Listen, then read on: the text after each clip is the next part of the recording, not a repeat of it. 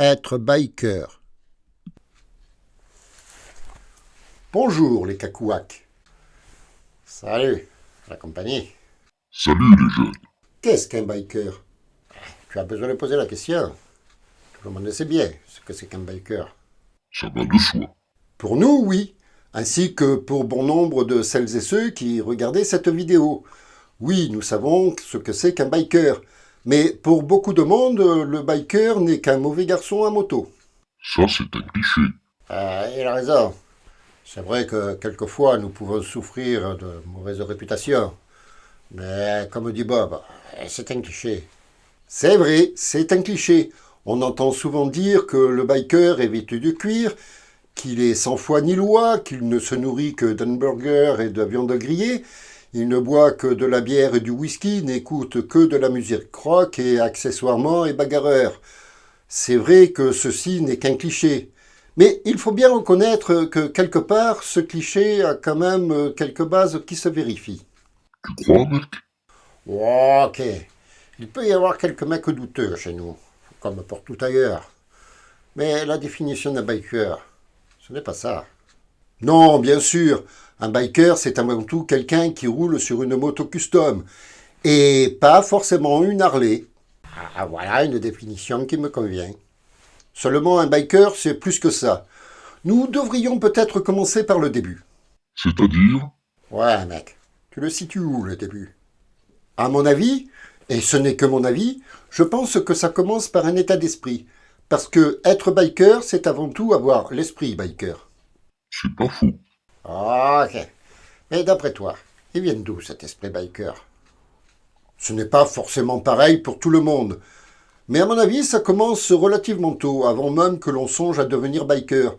Ça commence par avoir cet esprit de liberté, peut-être ne pas être très conventionnel, un brin rebelle, ainsi qu'avoir l'esprit d'équipe. Continue, mec. Ça peut même commencer dans l'enfance, ou avec les copains et les copines, nous faisant des tours de vélo.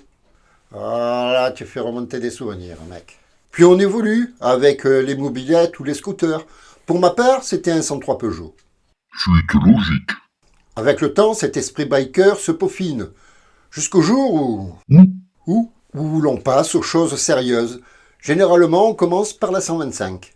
Ah, c'est vrai, ça. C'est sur une 125 que j'ai commencé.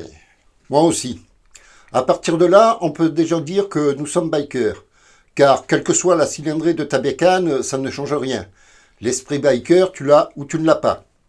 Mais ensuite vient souvent le moment où tu as envie de monter d'un level. Le permis A. C'est inévitable. En tout cas, c'est une suite logique pour le plus grand nombre. Il y en a pour qui ce n'est qu'une formalité, mais pour d'autres, c'est une véritable épreuve. Moi, je l'ai eu du premier coup.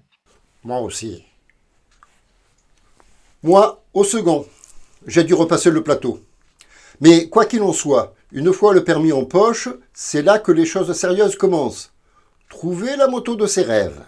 Ce n'est pas si simple.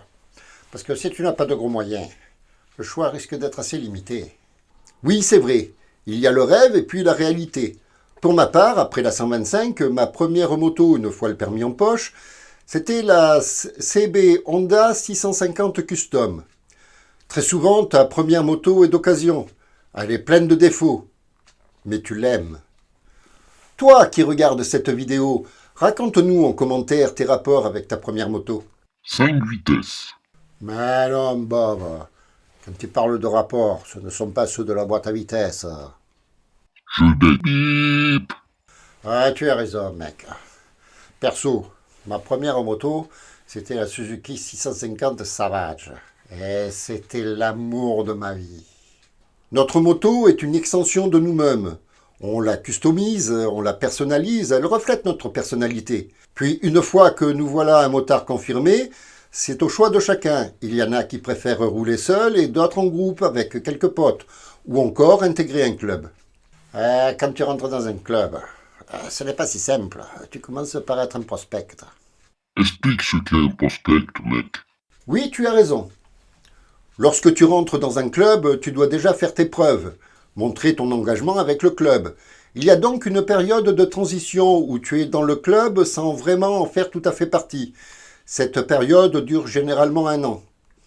Une année où tu vas t'impliquer de plus en plus dans la vie du club. Très souvent, on demande aux prospects de s'acquitter des tâches les plus ingrates. Nettoyage du clubhouse, une bonne partie de la maintenance, bref, toutes les tâches que les membres n'ont pas trop envie de faire. Et puis, il faut bien le dire, c'est un peu une période de bizutage. Puis, à l'issue de cette période d'essai, le club décide si tu es apte à devenir membre ou pas. Si ce n'est pas le cas, tu restes un peu plus longtemps prospect, jusqu'à ce que tu aies vraiment l'esprit du club. Personnellement, même si c'est controversé, je pense que c'est très important. Sinon, le club pourrait devenir n'importe quoi, avec des membres qui seraient toujours absents, d'autres sur qui on ne pourrait pas compter. Et au final, il ne reste qu'une petite poignée qui font tourner le club. Tu n'as pas tort. Vaut mieux un petit club où tout le monde s'implique qu'un gros club qui n'a aucune activité. Et cette période d'essai est également nécessaire pour que tu te rendes compte si le club que tu as choisi te convient ou pas. Cette pratique n'est pas une obligation pour autant parce que certains clubs n'ont pas de prospect.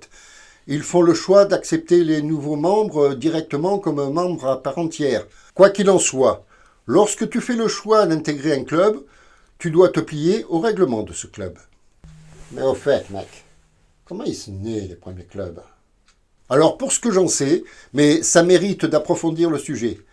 Les premiers clubs ont vu le jour aux États-Unis après la Seconde Guerre mondiale.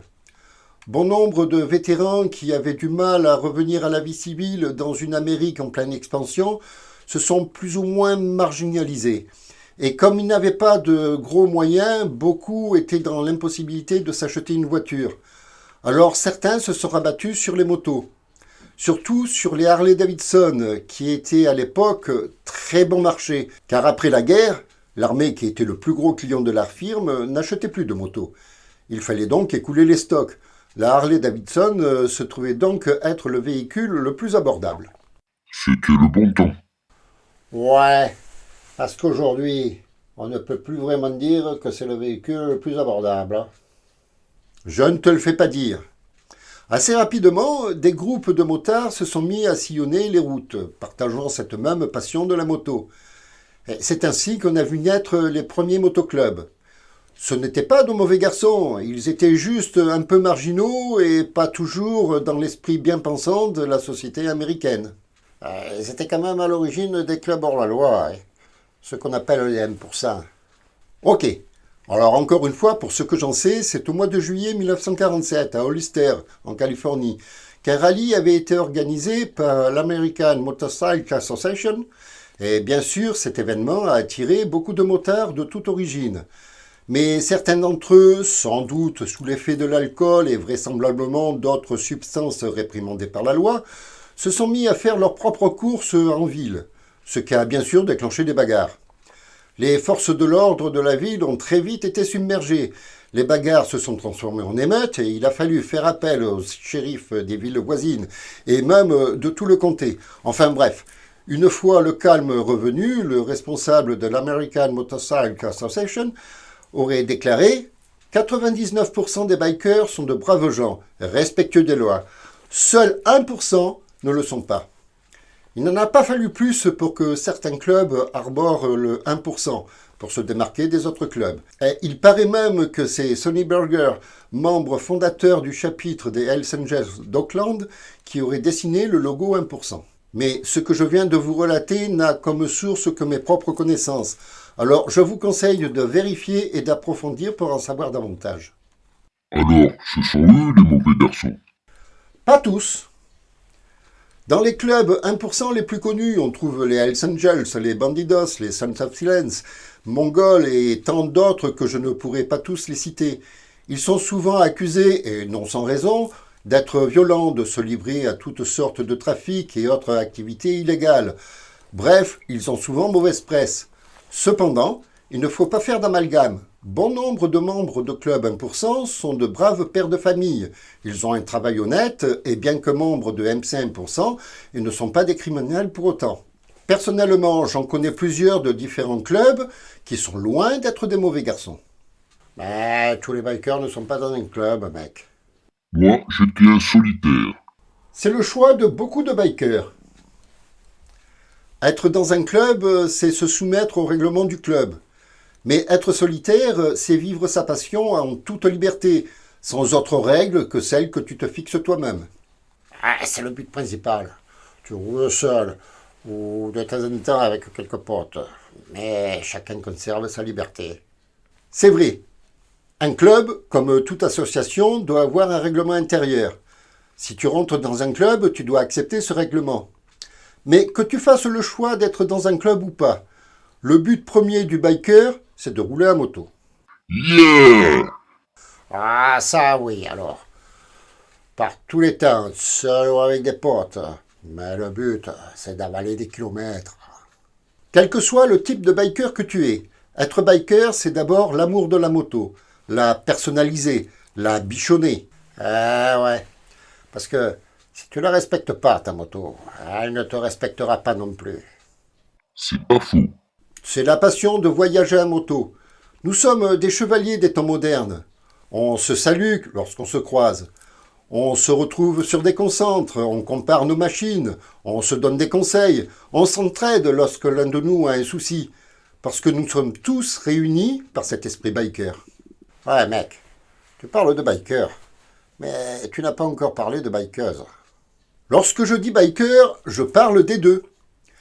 Car, n'en déplaise aux machos, la moto n'est pas uniquement un univers masculin. Chez les bikers, les femmes ne sont pas uniquement des passagères. Elles pilotent aussi, et pas seulement le dimanche après-midi lorsqu'il fait beau. Bon nombre de bikeuses roulent toute l'année, par tous les temps. Et entre nous, une fois sur la moto, la valeur du biker, c'est sa capacité à gérer sa machine. Qu'il soit un homme ou une femme, le meilleur biker se juge derrière son guidon. Il y aurait beaucoup à dire sur les bikers, beaucoup trop pour que ça tienne en une seule vidéo. Alors je vous laisse compléter dans les commentaires. N'hésitez pas à partager cette vidéo avec celles et ceux que vous pensez être intéressés. Si ce n'est déjà fait, abonnez-vous et activez la cloche.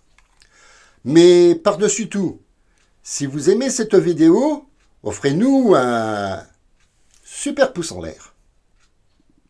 Allez, salut l'équipe. Sois le biker que tu veux, mais roule cool. Sois prudent. Profite de la route et n'en sois pas victime. Salut la jeunesse. Et ne roulez jamais plus vite que votre ange gardien ne peut voler. Que ce soit ce sujet ou tout autre sujet, prenez toujours un peu de temps et de plaisir pour en discuter les uns avec les autres. Car c'est toujours constructif que de ne pas s'arrêter à son propre avis. Au revoir à toutes et à tous, et je vous donne rendez-vous dans la prochaine vidéo.